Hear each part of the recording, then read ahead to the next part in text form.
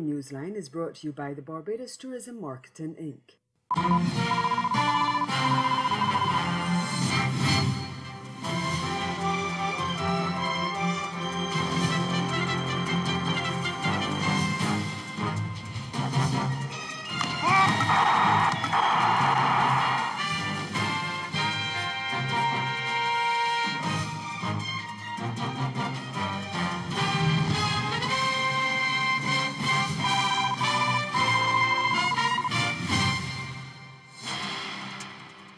Unrest intensifies in Dominica ahead of Friday's general election. Our top story in Caribbean Newsline for Wednesday, December 4. From the CMC News Center in Bridgetown, I'm Colin Cunningham. Good evening. Less than 48 hours before Dominicans go to the polls to elect a new government, supporters of the main opposition United Workers' Party, the UWP, have maintained their street protest in support of electoral reform. The CMC's Peter Richards is in Rosal, and he has this report. Opposition supporters blocking the main roads leading to the capital along the west coast ahead of Friday's general election, even as President Charles Savre called on citizens to obey the laws of Dominica. The supporters in the constituencies of Salisbury and Marigot, considered to be the stronghold of the main opposition United Workers' Party, have been echoing calls by their party for electoral reform ahead of the general election. President Savre, in a radio broadcast on Tuesday night, said that he is satisfied that all the necessary measures had been taken to ensure the polls are held on Friday, and he also took the opportunity to criticize those staging the roadblocks. I have seen videos of disruptive behavior in Marigot yesterday. I have also seen videos of the Bishop of Roseau being harassed and verbally abused in the most shameful manner by the protesters in Marigot yesterday. This is reprehensible behavior which I condemn without reservation. I also call on all church leaders to condemn this lawless behavior, and in particular to condemn the verbal assault on the Bishop of Roseau. I further call on the professional and community-based organizations to similarly add their voices of condemnation and to call for peace and respect for the rights of all to go about their legitimate business peacefully. Soldiers of the Barbados-based Regional Security System, the RSS, have arrived in Dominica to assist in maintaining law and order. But Thomas Later, a member of the Electoral Reform Group that has been pressing the government to ensure that electoral reform measures such as picture identification cards are issued ahead of the elections, says the presence of the soldiers will not put a stop to the protest. I want to say that if people believe that the way you can solve the problems in respective countries is by bringing guys in uniform to really get people scared, that itself has to be revisited. What you want is to look at the cause of the problem and to address that problem.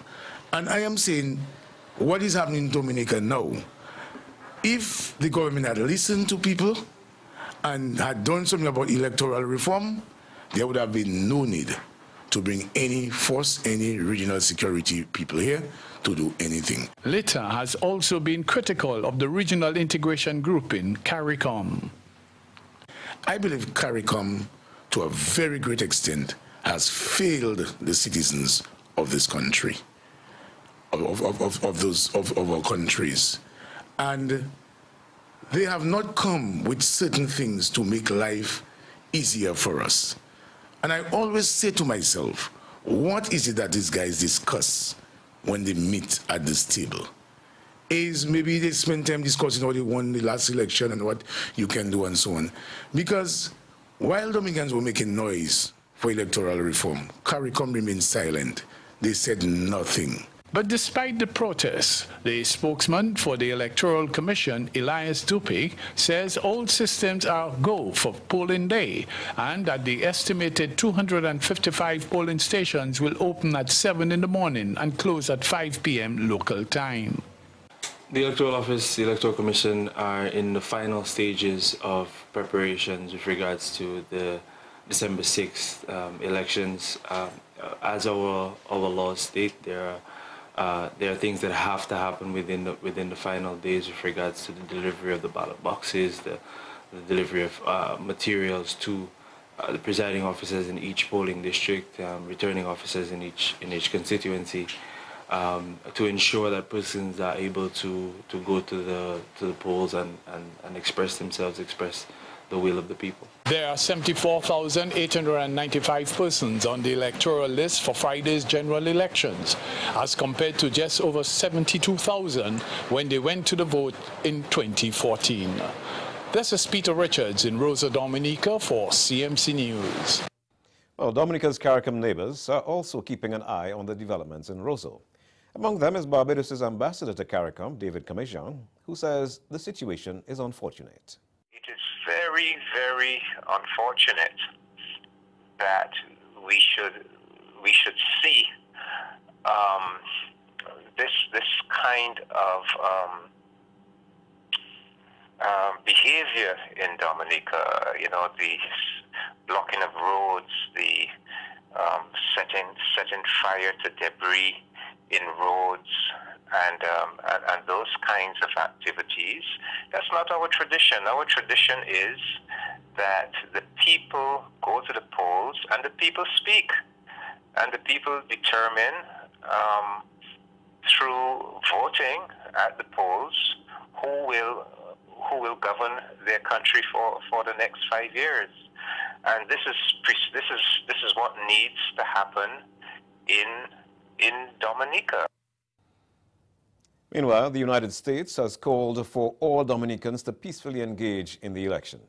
U.S. Ambassador to Barbados and the Eastern Caribbean, Linda Tagliatella, says reports of political violence in Dominica are not in keeping with the history of stable parliamentary democracy in the Eastern Caribbean. She says this is a moment for all participants in the political process to ensure free, fair, and peaceful elections in Dominica.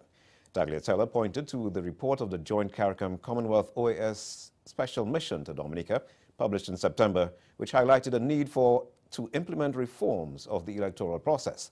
She said this is not the first time that international election observers have made such recommendations to the government of Dominica. She stated that whatever government is in place after the elections, it is hoped that they will act on these recommendations in consultation with civil society. The U.S. envoy also noted that Dominica has a long history of successful democratic elections, and the U.S. has every confidence that this one will be the same. Over in Belize, an application for judicial review has been filed on behalf of two organizations, the Belize Peace Movement and Vision Inspired by the People. They are challenging the government over the 31 constituencies and say they are disproportionate in terms of the number of registered voters. They say they're hoping that the court will order a redistricting of the electoral divisions. The move comes less than a year before the next general election. Attorney Arthur Saldivar represents the Belize Peace Movement. What we are seeking to do, in a nutshell, is to give voice and effect to what the Constitution promotes, which is that the constituencies, all 31, be as equal as possible. We cannot have some constituencies at the low spectrum with 1,000 or less, and those at the high end with 7,000 or more.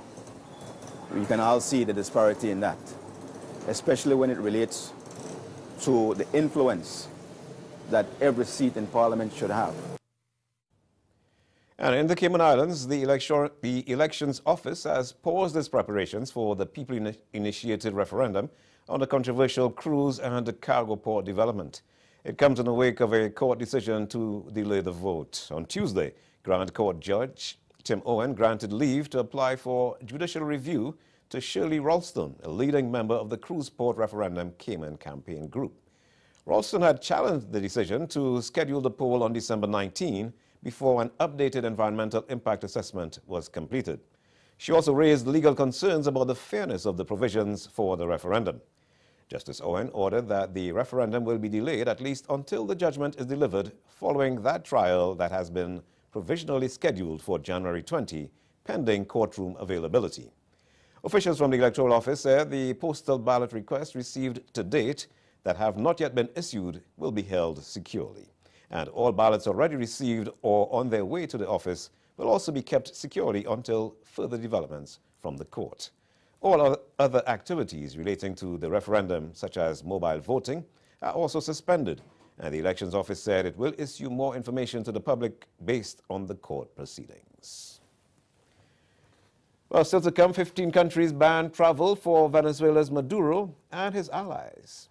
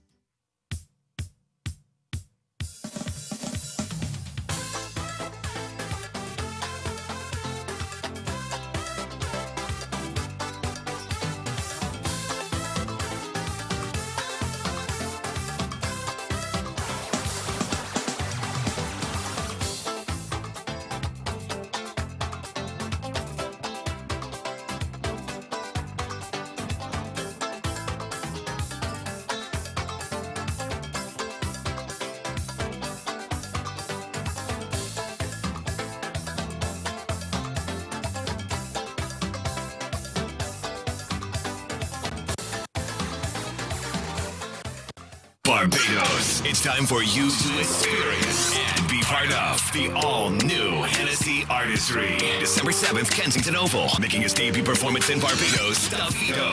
If I tell you, say I love you. Dexter Daps. Massacre. But I've been hungry before. Anthony B. Nobody want to plant the Taurus Riley. I rather to live under All-Star. And Barbados' best hyper sounds. Edwin Yearwood. And Lead Pipe. Hosted by Major Hype and Peter Coppin. Showtime 9 p.m. General tickets $100 and the all-inclusive Privilege Lounge $350, regular $400. The all-new Hennessy Artistry.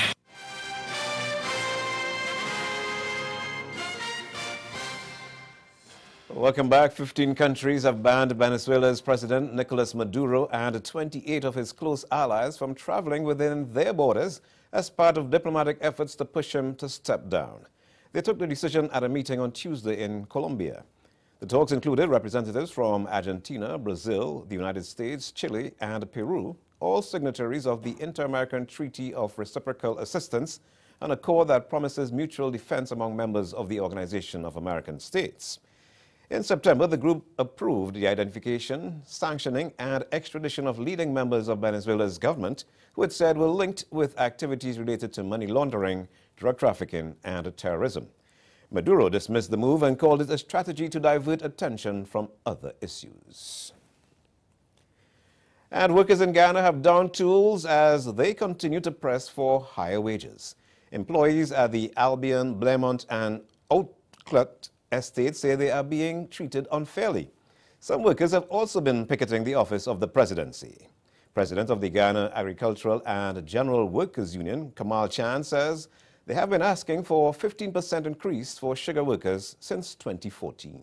Union president said GAWU met with Guy Suku 2 weeks ago and they are unable to say whether the workers will get an increase, while the government announced retroactive salary increases for public servants, including those in semi-autonomous government agencies. Sugar workers will not benefit. We submitted our claim to Guy Suku, and so they're addressing it.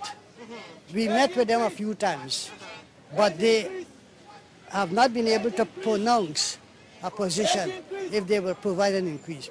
We sent a petition to the president. Where was that? That was exactly 2 months ago. 2 months ago. Right. He responded to say that he will send our petition to Guy Suku, and he will then forward to us and respond. He hasn't done so. A few workers at the picketing exercise told the newsroom that they are being treated unfairly. We, the sugar workers, been deprived of wage increase from since 2014. We didn't get any increase. And we got children to send to school, we got to pay rent, we got to pay light bill, phone bill, and everything gone up in this 5 years. Enough of us is working, let's say, for low wages when the week come, right? What could I do? You have children to take to school, house rent to pay, some have light bills, some have internet bills, mortgage. What 15,000 and 19,000 or 20,000 cannot support a family when the week come? That is just wages. We're looking for something a little bit more. Right now in Gaisoko, they have all our statistics, right? They have everything. Let them run the record and see how many youth, like from 18 up, turn into Gaisoko, very a fraction. The workforce right now is 40, 45 and over. Very few turn into Gaisoko. There is a reason for this.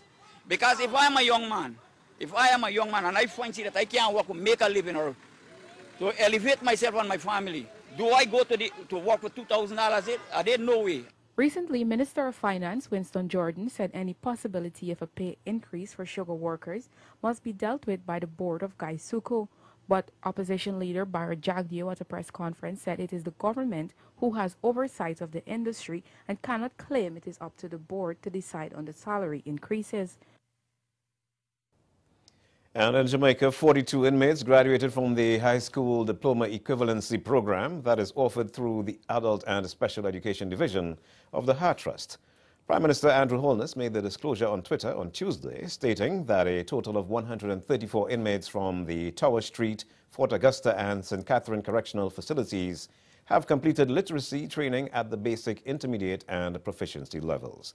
The program is a literacy intervention which provides a second chance and an alternative path to a general educational program for adult learners aged 17 and above. It is based on the Caribbean Secondary Education Certificate, CSEC, and comprises 11 modules. And ahead in sports, charges filed against 3 Caymanians accused of defrauding local and regional football bodies.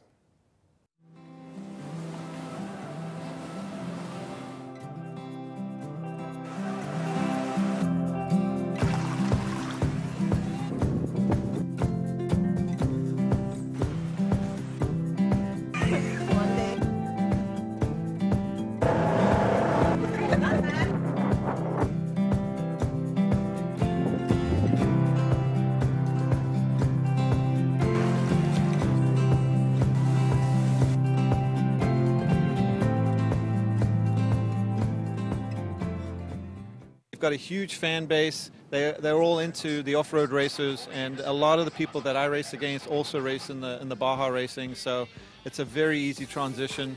And we worked on this barrel roll. It's basically taking a Baja-style truck and spinning it in the air, 4,500-pound truck, spinning it in the air and landing it on the ground. Nobody's ever done that before. Yeah, we worked on that for 4 years, and we decided to roll it out down at Ensenada, and it was really well received.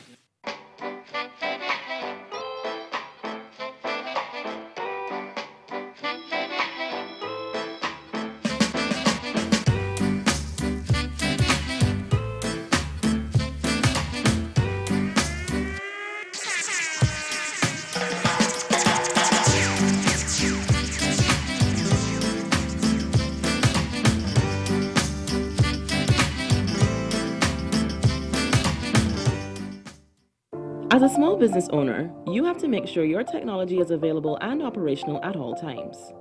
But what happens when your network crashes, your email goes down, or your user systems get a virus? You may try to fix the issue yourself, but you can end up making the problem a lot worse. At Digital Networking Solutions, we're more than just people who try to fix your computers. We monitor, maintain, and support your IT systems so that you can focus on growing your business to its fullest potential. When you sign up for one of our IT support plans, we get familiar with your IT environments beforehand, so we can manage it proactively as if it were our own. Your business deserves the best IT services available to ensure it functions to its maximum efficiency. So give us a try today. Email or call us, and we will give you a free network assessment to determine whether now is the time for your small business to adopt Digital Networking Solutions for a smoother, more reliable network experience.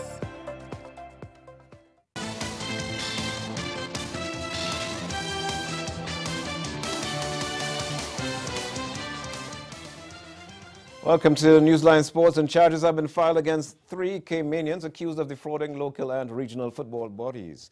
Charmin Morse, who is 45, Jeffrey Webb, 55, and Canova Watson, 49, were jointly charged with 1 count of conspiracy to defraud the Confederation, North Central American and Caribbean Association Football, or CONCACAF. It's reported that between January 2012 and September 2014, the 3 allegedly created a fake company called Ironshore International Limited.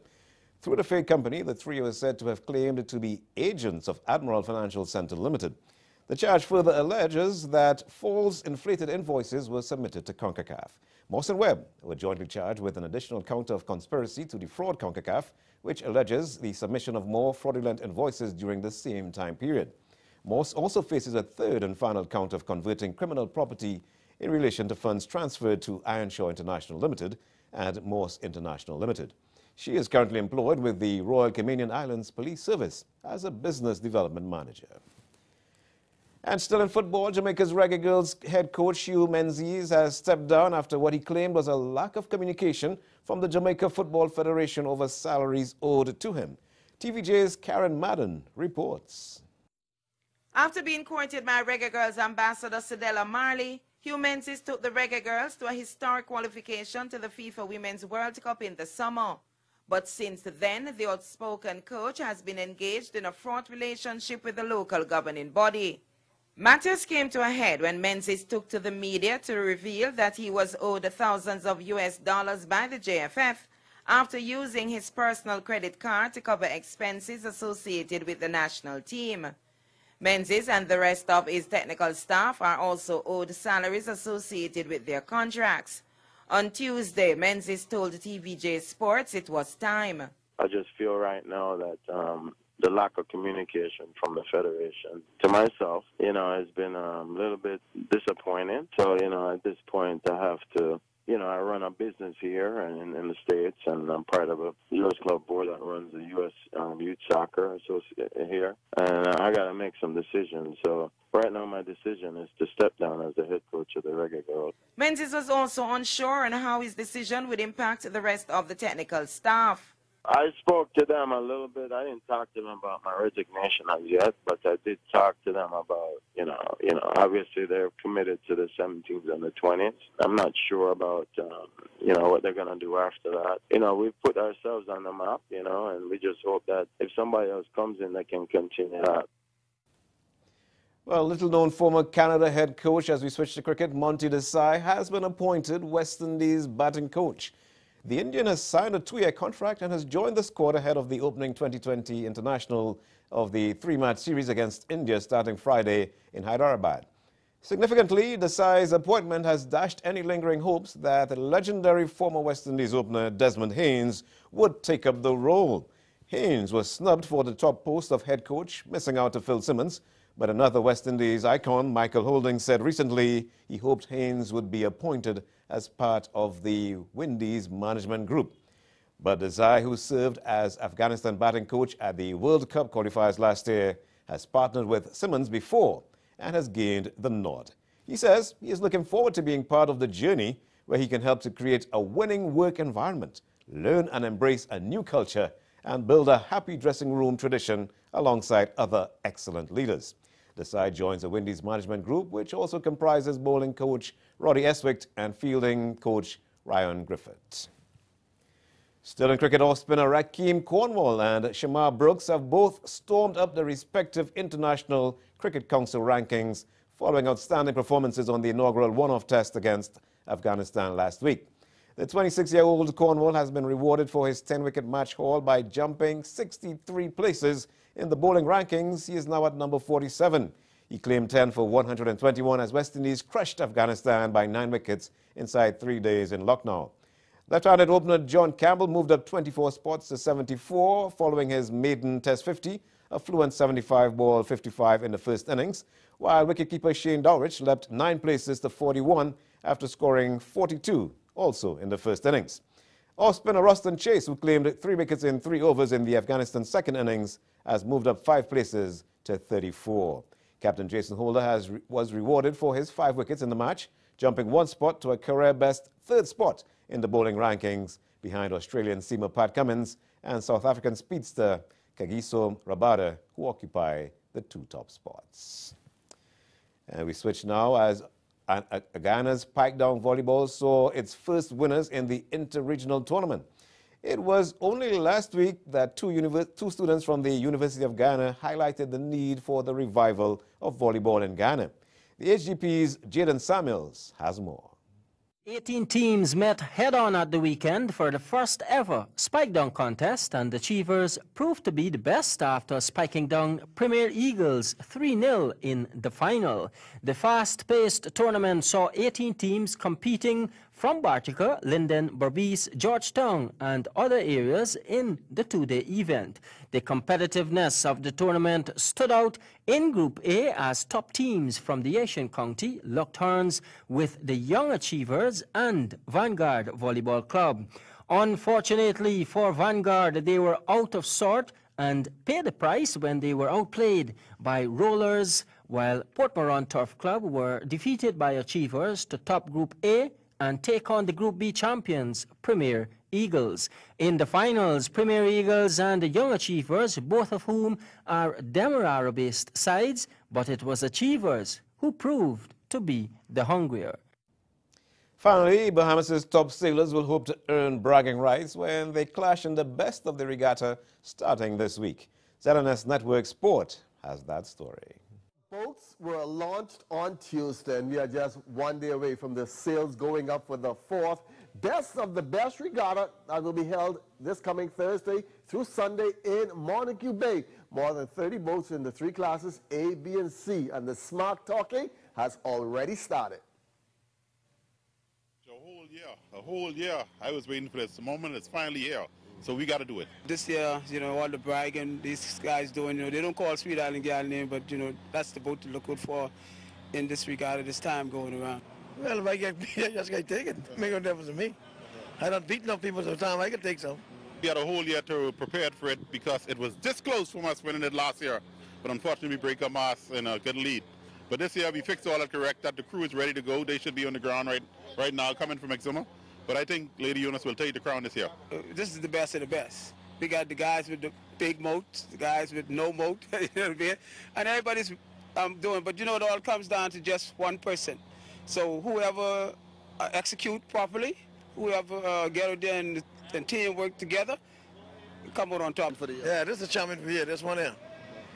Because only one race, so who gonna take all? So you feel you can do it this weekend? I can try. Well, that's sports. We'll be right back.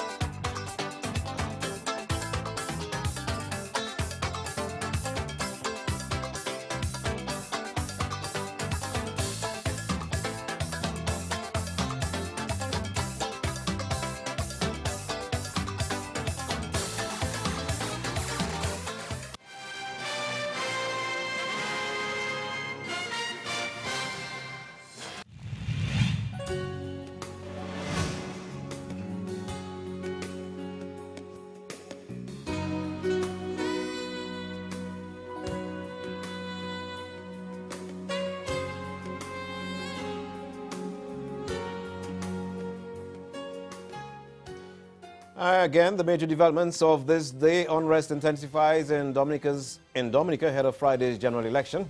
Charges filed against 3 Caymanians accused of defrauding local and regional football bodies in sports. And that's the Caribbean Newsline. For news and sports round the clock, subscribe to CanadaNews.com. For more of our programming, log on to CaribVision TV and check out our YouTube channel. We'll be back tomorrow. From all of us at CMC News, thank you for watching. Have a good night.